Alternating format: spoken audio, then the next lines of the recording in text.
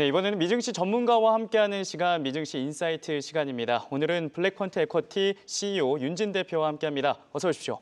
안녕하십니까. 네, 오늘 3대 지수는 현재 나스닥을 제외하고는 계속해서 상승 흐름 보여주고 있는데요. 이 가장 난항을 보일 것으로 예상됐던 미국과 일본 무역 협상이 타결이 됐습니다. 이 점 어떻게 보고 계십니까?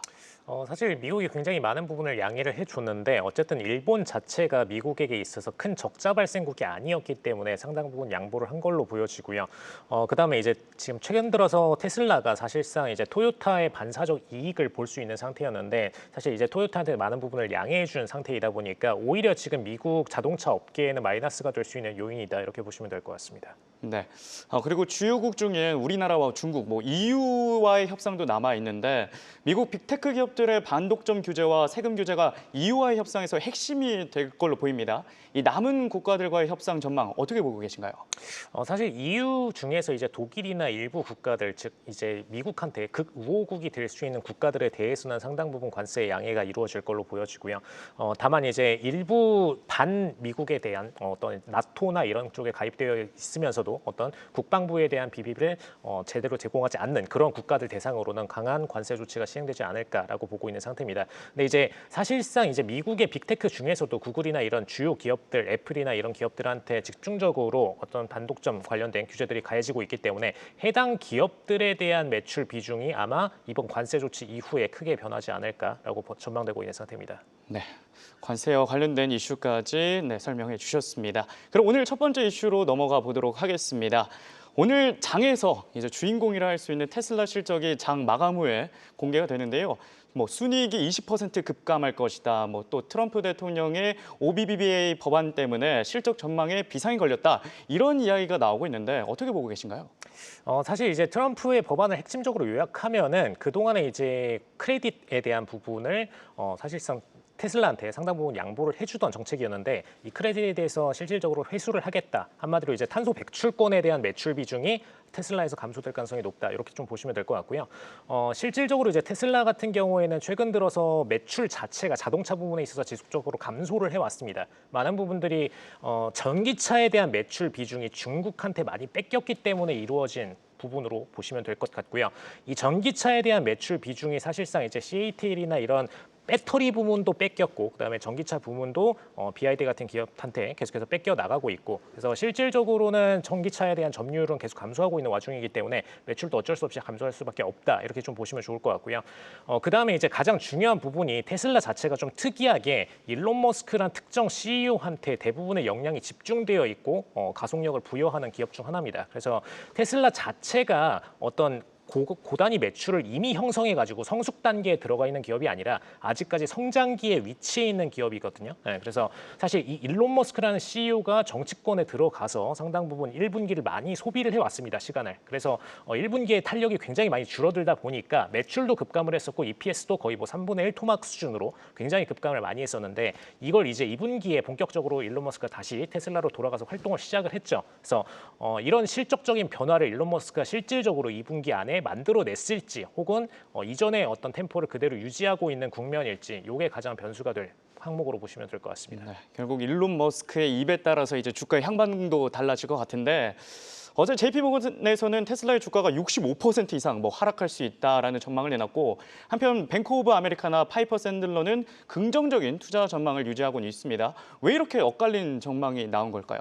사실 이게 애널리스트들이 보고서 쓰는 방식에 따라서 다른 건데 애널리스트들 같은 경우에는 그냥 이제 주가의 현재 흐름에 맞춰가지고 보고서를 쓰는 경향이 굉장히 강하거든요. 근데 JP모건이나 이제 웰스파고 같은 경우에는 굉장히 좀 비판적인 보고서를 썼는데 저희도 사실 이런 보고서에 어느 정도 동감하고 있습니다. 왜냐하면은 최근에 이제 PER 부분이 굉장히 좀 상향되어 있는 상태이거든요. 테슬라 같은 경우에 팔란티어도 마찬가지이지만 테슬라는 거의 2위의 나스닥 내부에서 2위 정도의 높은 펄을 보여주고 있는데 거의 이제 100단위가 넘어가는 펄입니다. 그래서 일반적인 나스닥 평균 펄 대비해서 굉장히 한 3배 가량의 상향되어 있는 수치를 보이고 있고요.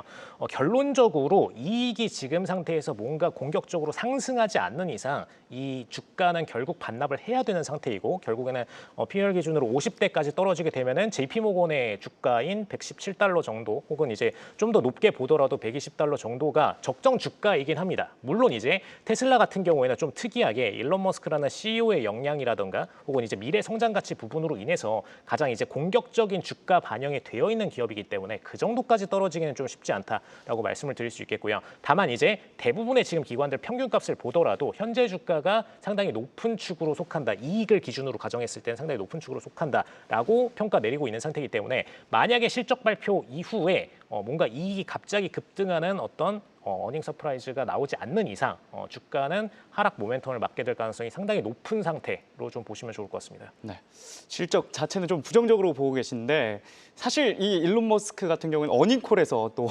특이한 말을 해서 주가를 부양시키지 않습니까? 어닝콜에서는 혹시 어떤 이야기가 오갈지. 네. 사실 이제 어닝콜에서 일론 머스크가 할 수 있는 모멘텀이 두 가지 정도가 있어요. 이제 자율주행에 대한 모멘텀.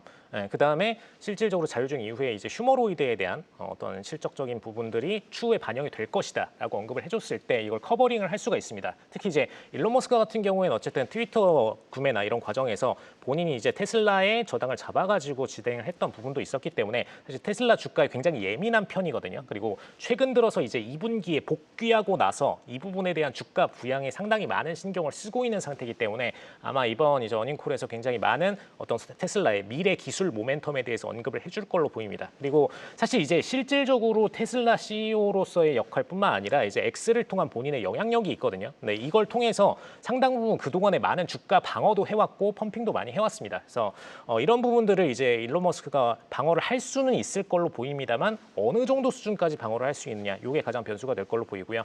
일단은 지금 시장 평균 전망상으로는 $300 이하가 평균 전망인 상태이기 때문에 그런 부분들 방어를 하더라도 우려감은 남아있다라는 점은 좀 참고하시면 좋을 것 같습니다. 네, 테슬라의 실적 전망에 대해서 설명을 해주셨습니다. 다음 이슈로는 알파벳에 대해서 좀 다뤄보도록 하겠습니다. 알파벳도 실적을 공개하는데 이 실적 기대감 덕분인지 7월 한 달 동안 거의 8% 이상 주가가 상승을 했는데요. 이 AI와 클라우드 사업 부분이 실적의 핵심일 것으로 보이는데 알파벳 실적 전망 어떻게 보고 계십니까?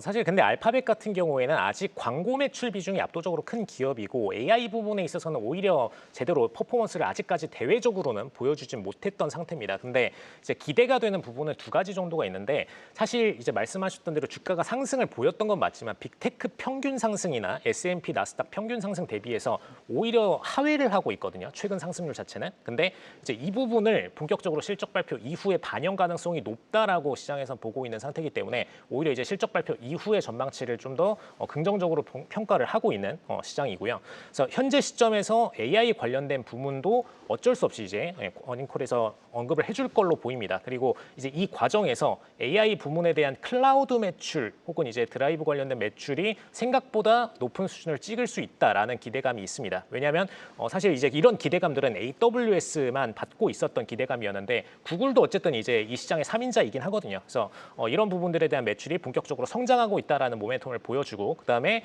동시에 여기 어닝콜에서 본인들의 어떤 다음 차세대 AI 모델들에 대한 부분들을 언급을 추가로 해준다라면은 주가적인 펌핑을 좀 더 빨리 받을 수 있지 않을까라는 기대감이 있는 상태입니다. 네, 짧게 마지막 질문을 드리자면 알파벳 실적 발표 후의 주가 혹은 앞으로의 주가 어떻게 전망하고 계십니까? 일단 지금 클라우드 3사, 즉 이제 마이크로소프트, AWS, 아마존, AWS, 그다음에 지금 구글 이 3사 중에서는 주가 흐름이 가장 느리거든요. 그러다 보니까 오히려 지금 구글 같은 경우에 실적 발표 이후의 흐름이 가장 긍정적으로 예상되는 기업 중 하나입니다. 그래서 구글 같은 경우에는 사실 이제 애널리스트 평균 전망치도 전부 다 지금 주가 대비해서 상향되어 있는 $200대를 목표로 보고 있는 상태이기 때문에 그런 부분들 종합적으로 보셨을 때 크게 현재 시점 대비해서 뭔가 손해되거나 이런 부분 없이 안정적인 주가 흐름을 보일 것으로 전망이 됩니다. 네, 알파벳의 주가 향방까지 다뤄봤습니다. 지금까지 블랙 퀀트 이쿼티 윤진 대표와 함께했습니다. 고맙습니다. 감사합니다.